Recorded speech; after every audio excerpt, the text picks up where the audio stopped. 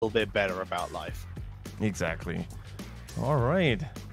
Team KT, are they done yet with their killing spree from game 1? And they're going to Volskaya Foundry. TeamNut chose the battleground yet again. Brexis was banned, unfortunately.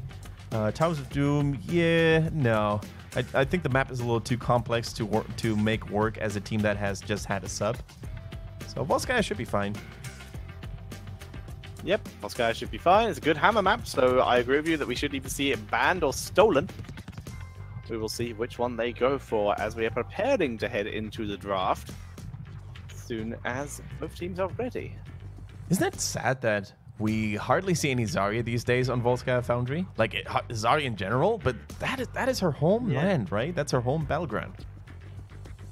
I mean, true, but that's like saying, oh, it's really sad that we don't see...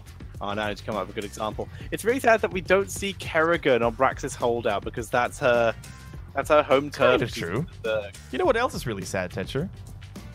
It's sad that we don't see Genji and Hanzo in their homeland, Hanamura. That's not sad. It's not sad at all. Chat triggered. But I really want to see Hanamura back. You know, Blizzard has been promising us a rework, something new to that map for so long. Once they've reworked, I will consider, but until then, it shall remain deep underground in the laboratory, away from anyone it could hurt. In the Boom Labs. In the Boom Labs.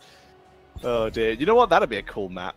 Yeah, I would dig it. A little bit of mayhem, you know, with the gnomes and goblins, similar to Hearthstone, that expansion. Was it like the second? You have to pick up bombs, but you have to deliver them to the objective turning point. But if you hold on for them for too long, they explode, so you have to pass them around the team that resets the timer. I should be a map designer. As we see Maiev and Deckard Cain banned out. Shouldn't that be the case with cannonballs too on Blackheart's Bay? Like the moment you keep cannonballs, you're turning in coins. Ah, dang it! You're right. You don't carry cannonballs.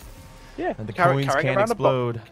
Carrying around a bomb, and you've got a little timer above your head, and you need to hand it off to another teammate, either by dropping it or just right-clicking on them and channeling for like a second. Otherwise, a horde of wild goblins is gonna jump on you and steal all that gold. No, it just explodes. It's Dr. Boom. It's bombs. Bombs blow. Bombs blow up. All right, Hammer's banned by TeamNut. Yay! They learned, and I like that. I like it too.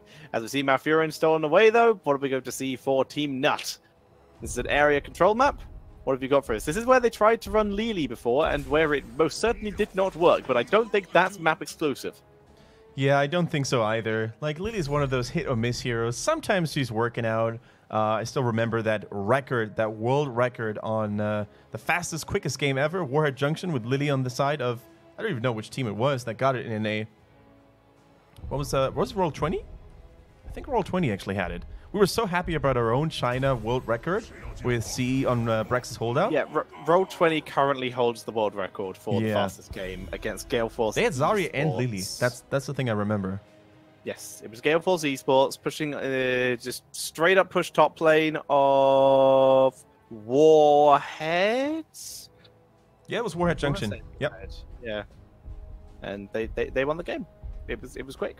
Didn't even use the boss. Just do like one nuke, I think, and just went for core and won the game. It's pretty cool. Tracer Band here coming in. There's Malfurion on the other team. There's a Blaze for the bunker defense. Makes sense. Yo. All right, so take out all those dangerous heroes that are so hard to play against, right? The Sergeant Hammer on the one hand, Tracer on the other. Although they have completely different playstyles, they're both kind of tough to deal with sometimes. Tracer, excuse me. Tracer because of hypermobility. Sergeant Hammer not because of her mobility, but her resilience to CC and her overall range on that auto attack. Indeedy.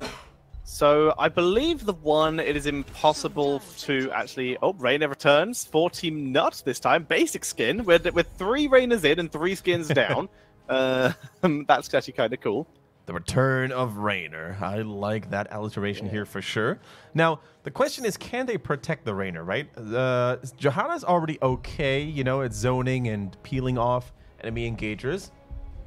Now, Raynor is not really that tank shredder anymore. He's basically an all shredder right now. He went from a tank speciality to basically shredding everyone right now, especially if there's a lot of slowing going down, you know, with the ace in the hole talent at level 1. question is, are we even going to see that talent? Because right now, okay, Johanna offers a slow, but that's about it. Until level 10 at least. And they go for the Cassia, and I like that pick, Tetra, because you know what? You save Cassia for the last pick, so you don't have to worry about any more mages. And now TeamNut is left with a support. That's literally all they can pick. Bloodlust comp, man. That's just too obvious right now. Into Cassia? I mean, what else are you going to do? You've got Thrall, Phoenix, Raynor. Not that. I mean, yeah, it might work, but okay, so here's what's going to happen. What they've done here is they've taken a car from the 60s and they've attached a rocket booster to it. Instead of, fixing the suspension. They've gone in and just said, okay, so what we're going to do is we're not going to fix the crashing. We're just going to make sure we crash faster. You know what, Tetcher? I'm not following you in this track. I believe in the power of James Eugene Raynor, and I think that TeamNut can maybe do it, I believe in them. Here's what's going to happen. They're going to hit Bloodlust, run in, and Garrosh is going to hit R, and Jaina will hit all the buttons. But they attack him really fast then, Oh my god, we're attacking really fast. If he takes level 20, he's going to have consistent taunts. If only. But no, I agree with you, it's going to be a Bloodlust. I think it's very dependent on... Okay, to be more serious, because I was being very jokey before, Cassia, if she can get decent blinds, she will actually get a decent fight, but it's going to be very hard for her to get decent blinds. There's actually a fair amount of crowd control on the side of TeamNut. Overall, in terms of drafts, this is one of the most solid-looking drafts from TeamNut we've had in probably like 2 or 3 series. Yep. So I definitely really enjoy this. I'm feeling better about this than I was about the last draft, certainly. But I've still got to lean towards the KT skill differential here. But honestly, I'm actually going to lean towards TeamNut. I'm going to have faith. Faith, and I like it because I do have faith in TeamNut as well. I'm pretty sure all the viewers out there rooting for their favorite team are going to join us in that chorus. So let's introduce those players to you. Once again, with TeamNut on the left-hand side on the blues, with No on that Raynor. FS is playing the Johanna. 7 Milk on Rhaegar. Oasis plays the Phoenix. And Atui is on Thrall. So... sorry, go ahead. And on the right, it is KT with Hope on Jaina, Timeless on Garrosh, TWT on Malfurion, Hikari on Blaze, and Hape is playing on that Cassia. It's actually the unstoppable talent for Blaze that I don't know the name of because no one's ever picked it. Which one? The unstoppable talent, where he basically gets globes at level 1. New habits I've just found out. Where you collect globes to reduce the cooldown of Pyromania. If you collect 15 globes, then Pyromania grants you unstoppable for 2 seconds. It actually used to be a thing when Blaze was, released, but then I think they nerfed the talent a little bit, and it has fallen out of favor ever since. But, yeah, you're right. I was actually kind of expecting a Sarah's Hymn build on Cassia as well, going full blind mode here with, poor Raynor getting shown how it's done properly by both the combined fury of Cassia and Jaina. Good gank here for sure. Raynor just continues to look for this success moment in the early game. They find another one. Timeless down that Garrosh, by the way, having a good time. Barely dodging the roots, though, Atui, that is. Blaze also arriving a little too late. This is like the second time Raynor has been first blood today. I'm starting to get this image of like all of the other heroes in the Nexus just like dressed as like 60s, 50s gangsters and like coming out just like, welcome back to the Nexus, Raynor. Just pulling out sticks. Welcome back. Enjoy your rework. Know your place. Just take him out. All right, but what about Diablo? Why are you hitting on me? Look, Diablo looks way too scary. They didn't want to mess with him. You want to mess with that guy? Yeah, we don't want to mess with that guy. Oh dear. Healing camp actually being started at 1 minute 40. That is aggressive. But it's because there are 3 heroes in this bot lane, and it doesn't look like they intend on changing that anytime soon. Yeah, the wave clear is okay, with that Johanna and the Jimmy.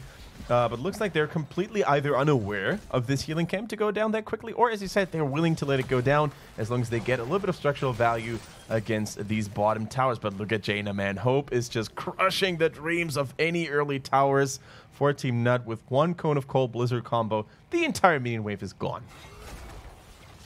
Garrosh going with the wave clear talent. This basically allows his W to reset every single time he kills a minion with it. The thirst for battle. This actually gives him pretty decent wave clear. It does, however, burn through a lot of mana. That is correct. Let's see the effect of this. I mean, Timeless is... If there's one person, one player that can always surprise you with a couple of exotic talents, it is Timeless. Legendary is, of course, the tale of his full quest Thrall, his Illidan, his Butcher in the European Grandmaster Hero League when he was an exchange student. So, really good to have these memories, those nostalgic moments. And no, oh my goodness, that wolf saved his life right there. Otherwise, I don't think Reina would have been fast enough to escape the fangs of Thrall. Sorry, Garrosh. Garrosh moving forward, quite aggressive. We have the healing pulse. He does, holding on to it for the moment. Being very patient with it. Does not want to lose it, though. That camp is pushing in the top lane. Phoenix is going to rotate up to start dealing with that. 7 Milk lunges Timeless, and Timeless does not throw him. The patience is real. And we do see 7 Milk gone for a full Lightning Shield build. Massive mana regen here. Going to be useful.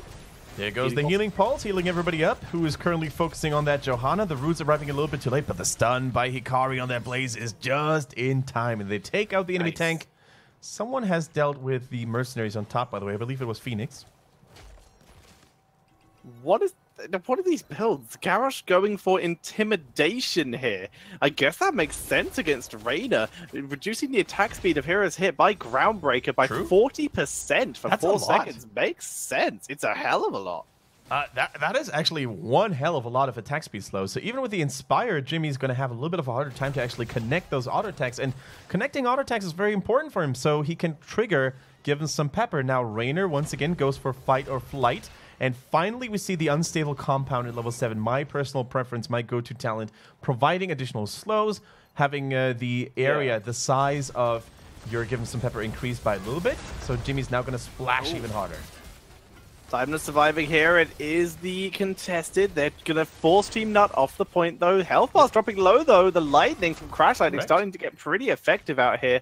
Also, I've just realized I was wrong about Timeless's level 4. It is in fact Thirst for Battle, but I got the ability wrong. It is in fact just the reduced cooldown with auto attacks by 2 seconds. So I was incorrect. And also the other one does in fact refund the mana, which is why I was confused. But I was wrong, and now I'm right. Hooray. As we move forward, Abe looks for his spears, trying to force TeamNut off the point as TeamNut were able to re-seize control. Johanna with the Iron Skin blocking the charge onto 7 Milk, who has taken the cleanse, going in for it here. FS with the blind, keeps himself alive. 7 Milk in danger, gets the healers, gets taken down.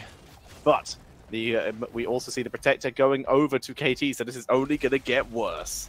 Yeah, this is already, this could be the beginning of a heavy snowball for KT, depending on how many towers they end up getting, right? So you could really see all that beautiful CC working in great harmony in favor of KT. First we had the Roots, then we had the Garrosh, the beautiful Blaze AoE stuns, by the way. Such a pleasure to behold here. And I think if KT plays this smartly, if they play it patiently, they shouldn't really break too much of a sweat here to take yet 2 more towers in the top lane. Reina, though, don't forget about him, you know, hitting a little harder now, especially in the early mid game against those objectives. So I really like the stutter stepping, the focus fire by No, and already that Protector is gone. Boom, there it is. 4 survives, nicely done. And also first actually fully expectedly standard build coming in for Reina with the unstable compound on level 7. Finally the build that Kendrick predicted at the start. That's a... Is it Decimate? That's a Decimate build for Garrosh coming in here. Okay. Have we ever seen that talent in China or in pro play in general? Don't think so. You give up a massive AoE taunt, which would have been so good against potential Bloodlust play, but you go for a slow and damage. I mean, at level 20, that's going to be good against the Bloodlust because they're going to run at you and you're going to reduce their damage output, but yeah, it's so risky. It's... Oh, okay, so it slows them by 30%. It slows them by 30%. There's the Bloodlust. Timeless is dead. 7 Milk does get killed as well, thanks to the toss. So that's a 1-for-1 here. Atsui just dodges the side. It only hits FS, who's able to tank through it pretty easily. But yeah, so it is 50 damage, slows for 30% for 1.5 seconds. It does deal 100% more damage to heroes, so 100 damage. Each hero hit reduces the cooldown by 1 second, stores up to 3 charges. And we see the Rainer's Raider! There we go! There's the cute little Benji. I like it. the single Banshee. New Banshee friend. Welcome, No, on my friend. stream I like to call him Benny. Benny the Banshee Banshee. pilot. Or Bernadette, for all of you who like to have a female one. That's okay. As we see, no, taken could've out by the separated ball themselves a little lightning. earlier. They could have. They weren't ready. The micro a little bit off point there by these two players.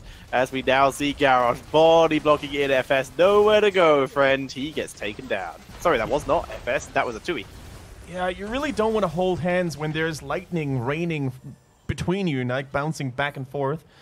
So they really should have separated themselves a little earlier here to prevent that AoE damage coming in from Cassia. So yeah, we see the Banshee now getting taken out immediately. It has a 45-second cooldown, I believe. So then you're going to have to wait until respawn. So you need to take care of your little friend and helper if you're playing the Reyna right now. Because it's very useful, not just in terms of dealing additional damage onto an individual target, but also in terms of scouting, right? You can command the Benji, reassigning targets or locations by pressing your R button again. Very similar to the Jaina Water Elemental. So really useful in many, many, many ways. FS pulls back, doesn't want to get tossed, even though he has Iron Skin. It's not going to be worth the risk. Garrosh goes for the double up to add himself a little bit more tankiness here. Zikari begins cleaning up the lanes. He's not even going to clean... Actually, he's not even going to clean up the lanes. Just here for the experience. Staying mounted so he can get to his team. Exactly. So nice experience ride by, if you will, by that Blaze. Although He that unmounts must be anyway. a poor horse, this Blaze if on your back. I think that's one of the heaviest heroes in the game. Probably. He unmounted anyway to clear Yeah. mid lane. He's Oh, running now to he's the in trouble. to clear bot Excuse lane. me? He's dropped the Is he buying bunker. time? Oh, he's out with what he's my. doing. He's out playing, finds a gap with that bunker and dashes to freedom. But like I said, he did just buy time. 27% on this control point. That was a big win. I mean, sure, the bunker is now on cooldown, but that's not really the longest of cooldowns. And he bought enough time for Timeless to actually hold this capture zone long enough, though. They don't have Garrosh to actually contest it. They don't have anyone to step on side. And FS now with a nice little victory for TeamNut. 13 is relatively close as well. This might be an even team fight, actually. Look at our Banshee pilot here commanding and dominating these minions as well. They're actually going all the way back to middle. That's going to be a little bit of a detour. A little bit of XP guarantees them that level 13. So they can now pick and maybe try to dive. Like you said, Banshee is here, following it in. It's going to be used as a more aggressive tool. You can see No controlling it separately. Sends it in for Timeless straight away. Begins to shot micros it backwards. Doesn't want it to die early. Okay, yeah, don't set it in too aggressively, though. It's not the most tanky of summons here. Ooh. And certainly don't make it shoot the Garrosh. You want to go for the Malfurion here, maybe the Cassia, someone who's a little more squishy. The Jaina is also a good target. Cassie's the target, but the Banshee dies. Oh, get denied. Salvo shut down by the bunker that's back off cooldown. And with Thrall dead, that is a full retreat. No more of that, please, and thank you. Very rarely do we see a full 5-man bunker denying so much AoE value. That is basically just a masterclass being applied here by KT, right? TeamNut, they're trying really hard to make their combos work, to have that superior damage coming in from Phoenix, but just taking a look at KT and how cool they play it is just so nice. And right now, TeamNut, they are in trouble. FS even dropped low, but the Protector choosing not to go for a deep dive this time. No, wrapping back around, doesn't want to get ganked. He doesn't know if anyone else is there. Now he does, as Hope has shown up and as has TWT, but he still didn't want to get himself called out by even just Jaina alone, as they were about to hit 16. All right, and down goes the middle forward, and I think the bottom one is going to follow suit here at any given moment. 16 has arrived for KT. We see the martial law for Cassia getting a little bit of extra damage done after CC had been applied to targets. Blaze hasn't decided yet, but he is currently busy in that protector, so we can't blame him here. The Banshee trying to deal a little bit of squishy damage, but needs to be careful. If that one falls, it's going to be 45 seconds without that additional defending tool.